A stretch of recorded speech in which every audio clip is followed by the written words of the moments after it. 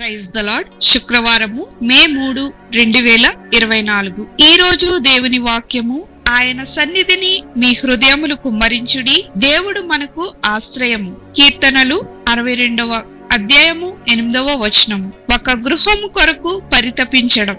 Annie of green gables కథలోని ప్రధాన పాత్ర అయిన యానీ ఒక కుటుంబం కొరకు ఎంతగానో పరితపించింది. అనాథ అయిన ఆమె తన ఇల్లు అని పిలువగలిగే ఒక గృహాన్ని కనుగొనే ఆశను పూర్తిగా కోల్పోయింది. అయితే మాథ్యూ అనే పెద్దాయన తన చెల్లి మరిల్లా ఇరువురు ఆమెను వారి కుటుంబంలోనికి తీసుకుంటున్నారని ఆమె తెలుసుకుంది.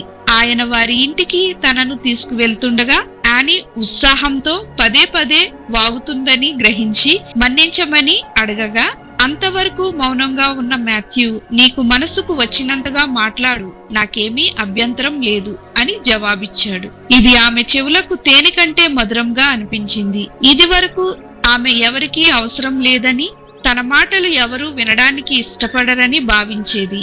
అయితే ఒక్కసారి వారు ఇంటికి చేరుకోగానే వారు ఎదురు చూసింది తోటలో సహాయం చేయగల ఒక అబ్బాయి కోసమని తెలుసుకున్న ఆమె ఆశలన్నీ ఒక్కసారిగా అడియాసలు అయ్యాయి. వారు ఆమెను తిరిగి పంపివేస్తారేమోనని ఆమె కృంగిపోయింది.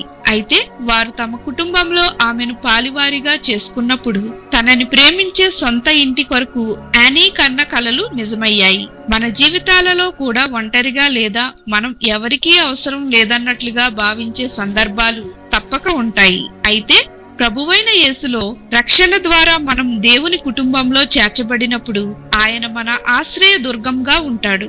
ఆయన మనలో ఎంతగానో ఆనందించి మన మనసులో ఉన్న మన విచారాలను, శోధనలను, దుఃఖాలను, ఆశలను ఆయనతో మాట్లాడుటకు ఆహ్వానిస్తున్నాడు. కీర్తనకారుడు తెలుపుతున్నట్లుగా, నా ప్రాణమా దేవుని నమ్ముకొని మౌనముగా నుండుము, ఆయన సన్నిధిని మీ హృదయములు కుమ్మరించుడి.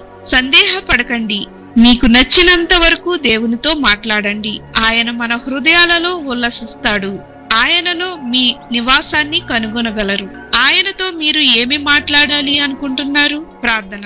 ప్రభువా, నా హృదయంలో ఉన్నదంతా మీతో మాట్లాడడానికి వెనుదీయకుండా ఉండేటట్లు మాకు సహాయం చేయమని యేసు నామమున అడుగుచున్నాం తండ్రి. ఆమేన్.